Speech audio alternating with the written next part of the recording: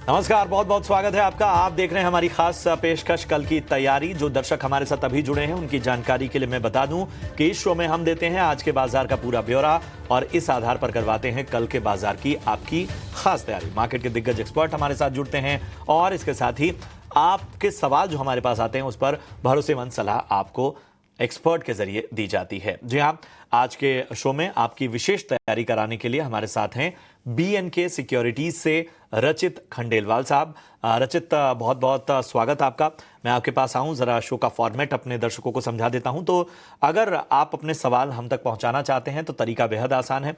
आपको सिर्फ और सिर्फ YouTube पर कमेंट करके अपने सवाल हम तक पहुंचाने हैं। और शुक्रिया मैं अदा करना चाहूँगा क्योंकि जब भी मैं आपके सवालों से गुजरता हूँ, 250-300 सवाल होते हैं और उसमें से हमें 6, 7, 8 सवाल ही हम ले पाते हैं समय सीमा की वजह से। लेकिन ये इतनी संख्या में आपका सवाल भेजना आपके प्यार और आपके सपोर्ट को दर्शाता है, तो उसका तहे दिल से शुक्रिया। आपने जिस तरह से कल की तैयारी को अपनाया है। चलिए अब बाजार पर ज़रा एक निगाह डाल लेते हैं। तो बाजार 23,000 के करीब बंद हुआ, 23,000 के ऊपर भी गया और एक इंपॉर्टेंट लेवल है जिसको थामने में बाजार कामयाब रहा। और आज के बाजार की सबसे अच्छी बात यह रही कि जो लिक्विडिटी की खबर आई, RBI के सपोर्ट की बात जो आई, उसने पहले बैंक निफ्टी को सहारा दिया और धीरे धीरे तमाम जो इंडेक्स थे उन सभी में हमें मजबूती देखने को मिली। आप देखिए, खास तौर पे जो जिस तरह की गिरावट थी जिसने चिंता बढ़ा दी थी, उसने आज बाजार को राहत की सांस पहुंचाई। निफ्टी करीब 200 अंक चढ़कर 23,000 के करीब बंद हुआ। वहीं बैंक निफ्टी में 1,050 अंकों का उछाल हमें देखने को मिला। सेंसेक्स भी करीब 850 अंक चढ़कर बंद हुआ।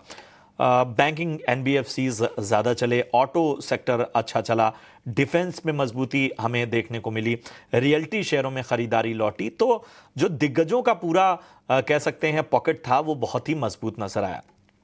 तो रचित, क्या आज का मार्केट, क्योंकि अगर ये तेजी टिकती नहीं, अगर इन इंपॉर्टेंस लेवल को बाजार होल्ड नहीं कर पाता और आखिरी घंटे में फिर से हमें अगर उतार चढ़ाव देखने को मिलता, तो शायद इस बाजार पर कॉन्फिडेंस नहीं बनता। लेकिन बाजार कम से कम एक आत्मविश्वास यहां से दे रहा है, थोड़ा बहुत ही सही लेकिन कॉन्फिडेंस दे रहा है।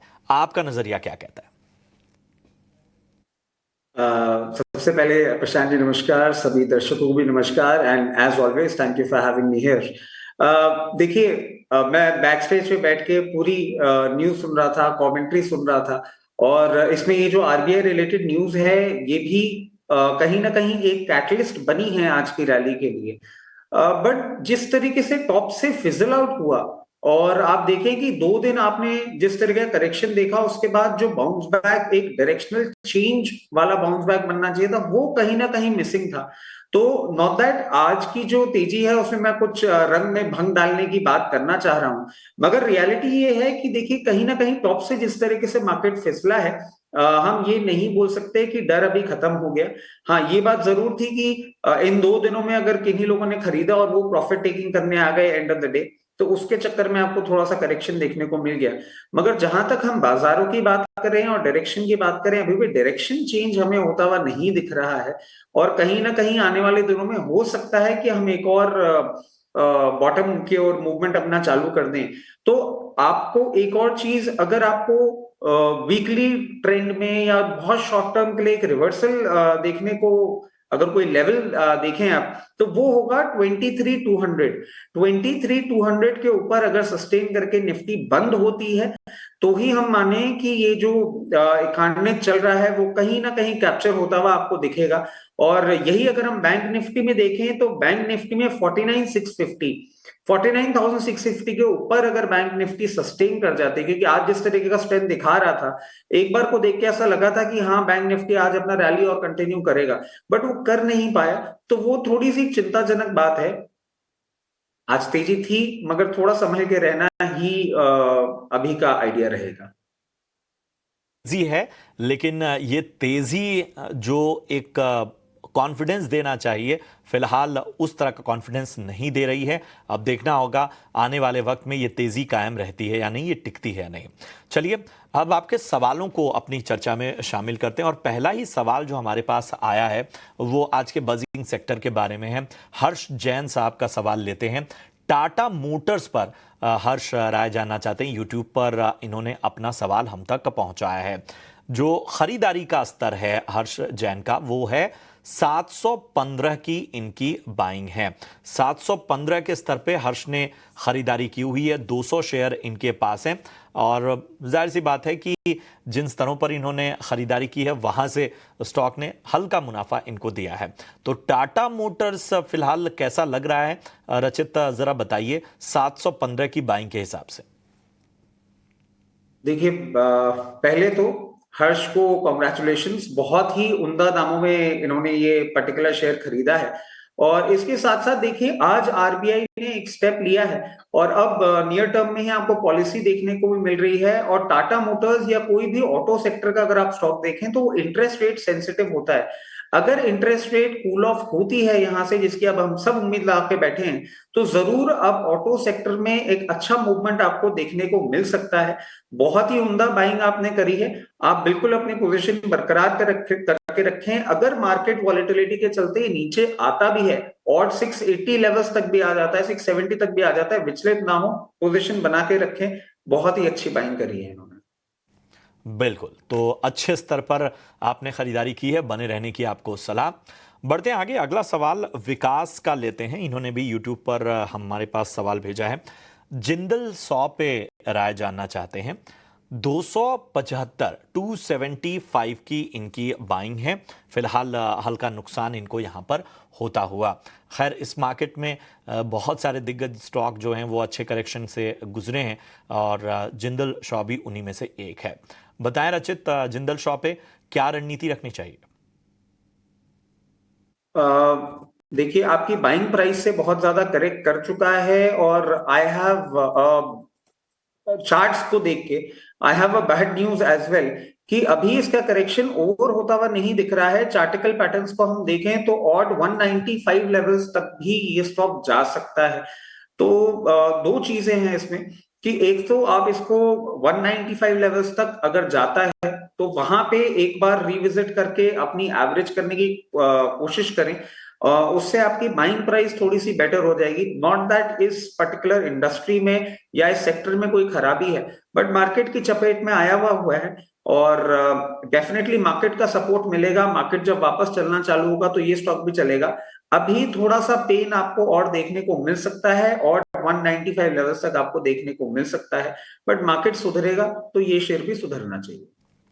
ठीक है, तो यहाँ पर एक विशेष रणनीति आपको नजर आती हुई रचित की तरफ से। बढ़ते हैं आगे। ज्योति हमारी एक दर्शक हैं जिन्होंने यूट्यूब पर सवाल पूछा है। एनटीपीसी ग्रीन एनर्जी 122 की इनकी बाइंग है। 500 शेयर इन्होंने लिया है। थोड़ा ऊपरी स्तरों की इनकी भी बाइंग है और आज हमने देखा कि एनटीपीसी ग्रीन में लगभग 0.25% की जो है 0.25% की तेजी यहाँ पर देखने को मिली। जिस तरह से पिछले 5 ट्रेडिंग सेशन से लगातार एक प्रेशर इस पर बना हुआ था, 5% तक टूटा हुआ था, वहां से एक बाउंस बैक नजर आया है। लेकिन क्या ये टिकाऊ है? रचित, 122 की बाइंग एनटीपीसी ग्रीन। देखिए, अपने जो इन्होंने बाइंग करी है लो के बहुत पास है और अभी तक आप देखें इस स्टॉक ने ऐसा मूवमेंट नहीं किया है कि कोई बहुत बड़ा चार्टिकल एक पैटर्न बन जाए जिसको हम रीड करें। बहुत रेंज बाउंड मूवमेंट करता है और इस किस्म के स्टॉक्स यूजुअली इनिशियल स्टेज पे ऐसा ही मूवमेंट करते हैं। तो क्योंकि हम रिन्यूएबल एनर्जी, ग्रीन एनर्जी को लेके हमारी सरकार और हम सब खुद बहुत ज्यादा एक्टिवली पार्टिसिपेट कर रहे हैं और क्योंकि बहुत प्राइसिंग नीचे नहीं है, आप बिल्कुल इसको होल्ड करके चलें। In near future, in very short term, आपको ये 140 से 156 के लेवल्स आपको दिखा सकता है। आप आराम से इसको होल्ड करें, कोई परेशानी नजर नहीं आती। अनवर आलम का सवाल लेते हैं और यहाँ पर हम बता दें कि एलआईसी हाउसिंग नहीं, एलआईसी पर इन्होंने सवाल पूछा। जो लेवल इन्होंने जिक्र किया 1000 का, वो एलआईसी हाउसिंग का नहीं, एलआईसी का सवाल है। ये हम ठीक करेंगे। अनवर आलम ने एलआईसी पर राय जाननी चाहिए। 1000 की खरीद है। बताएं रचित, LIC 1000 की बाइंग क्या आपकी सलाह होगी? देखिए, अनवर जी ने जो शेयर ले रखा है वो अपने आप में एक मैमथ है। मतलब आप देखें, हम सब जानते हैं कि क्या क्वांटम है LIC के पास, चाहे फंड रिजर्व्स की बात हो, चाहे मार्केट में इन्वेस्टमेंट्स की बात हो।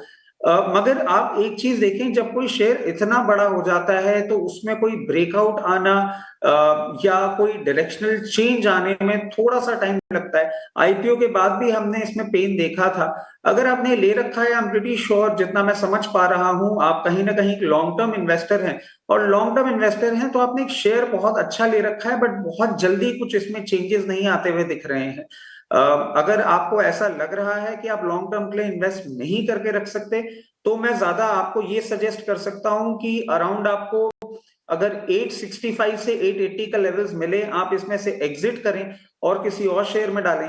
मगर लॉन्ग टर्म इन्वेस्टर हैं और आपको सेफ बेट पसंद है, तो आप इसमें बिल्कुल बने रहें। टाइम इसमें लंबा लगेगा, बट हाँ, इसमें आपको प्रॉफिट्स और डिविडेंड पेमेंट्स दोनों ही बहुत अच्छे देखने को मिल सकते हैं। ठीक है, तो थोड़ा समय आपको देना पड़ेगा LIC में। जय सोनी का सवाल लेते हैं, इरेडा पे राय जानना चाहते हैं। 280 की इनकी बाइंग है, 550 शेयर इनके पास हैं। काफ़ी ऊपरी स्तरों की इनकी बाइंग यहाँ पर नज़र आ रही है रचित। और इरेडा तो एक ऐसा शेयर है जिसमें रिटेल इन्वेस्टर काफ़ी दिलचस्पी दिखाते हैं, तो न सिर्फ सोनी को बल्कि बाकी भी निवेशकों को इसमें ज़रा विस्तृत नज़रिया दीजिए। देखिए, इरेडा का जो पेन है, ये पेन हमको एक बार नवंबर में भी देखने को मिला था। और आप देखें, इन्हीं लेवल्स पे कहीं ना कहीं इसको सपोर्ट मिला था, अराउंड 180 लेवल से। फिर ये बाउंस किया था। तो अगर आपने इसको ले रखा है, आप इसको बिल्कुल अपनी पोजीशन बनाए रखें।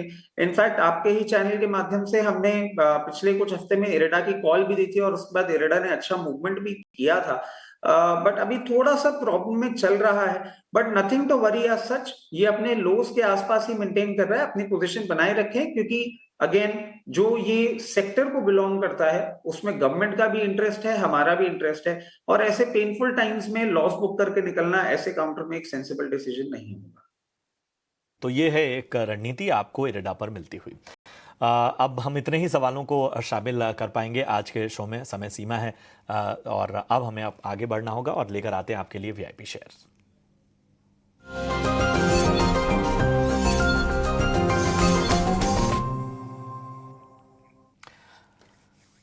तो बताइए रचित, VIP पिक के तौर पर आज आपकी पसंद क्या है?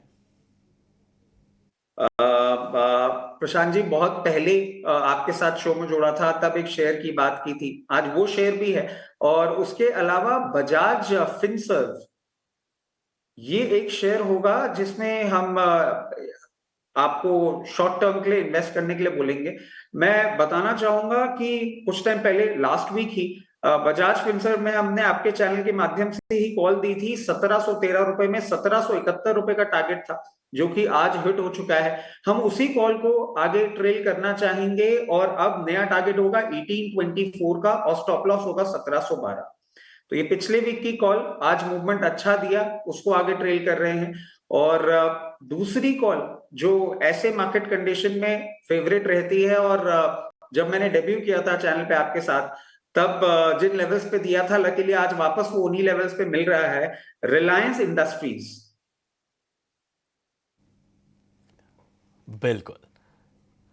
रिलायंस इंडस्ट्रीज में 1286 का आप ट्रेडिंग टारगेट लेके चल सकते हैं। 1190 का स्टॉप लॉस होगा। इन दो लेवल्स के लिए आप वापस पोजीशन बनाएं, और ये वापस आपको ये टारगेट देखने को मिल सकता है इसमें।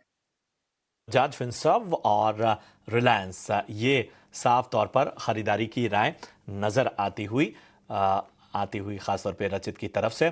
और लेवल्स का विशेष रूप से ध्यान रखिए। बढ़ते हैं आगे, एक अहम खबर भी आपके लिए लेकर आते हैं। सरकार जल्द कोल इंडिया की सब्सिडरी की लिस्टिंग करा सकती है। पूरी खबर हमारे सहयोगी प्रकाश प्रियदर्शी दे रहे हैं। जी प्रकाश, बताएं क्या जानकारी है? देखिए, सूत्रों के हवाले से जो जानकारी हमें मिल रही है, उसके हिसाब से सरकार अगले वित्त वर्ष में कोल इंडिया की जो सब्सिडरीज है उसकी लिस्टिंग की प्रक्रिया को प्राथमिकता दे सकती है, प्रायोरिटी पर डाल सकती है। सूत्र हमें बता रहे हैं कि इस मसले को लेकर चर्चाएं हुई हैं कोल मिनिस्ट्री और दीपम के बीच में, और इस बात पर सहमति है कि कोल इंडिया लिमिटेड की कम से कम एक जो सब्सिडरी है उसकी लिस्टिंग FY26 में हो।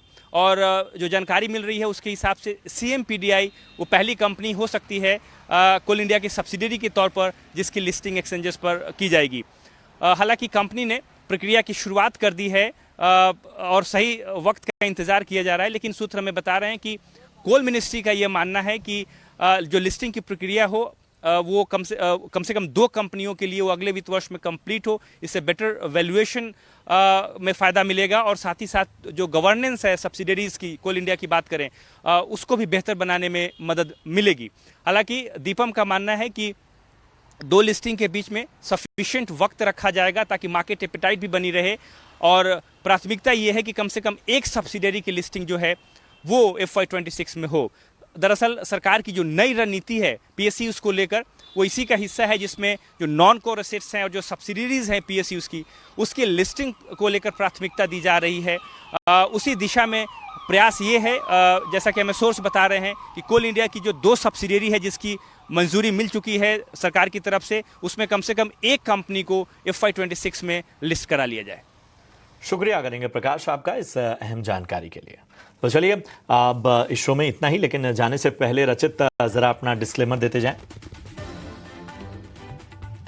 देखिए, जो भी शेयर्स और रिकमेंडेशंस हमने यहाँ पे आपके चैनल के माध्यम से दर्शकों को दी है उसमें मेरी इमीडिएट फैमिली और हमारे क्लाइंट्स की पोजीशन हो सकती है। जो भी इन्वेस्टमेंट करें अपने फाइनेंशियल एडवाइजर से कंसल्ट करके ही करें। शुक्रिया रचित अपना समय देने के लिए और निवेशकों का मार्गदर्शन करने के लिए। फिलहाल कल की तैयारी में इतना ही, दीजिए इजाजत, लेकिन आप देखते रहिए ET नाउ स्वदेश। नमस्कार।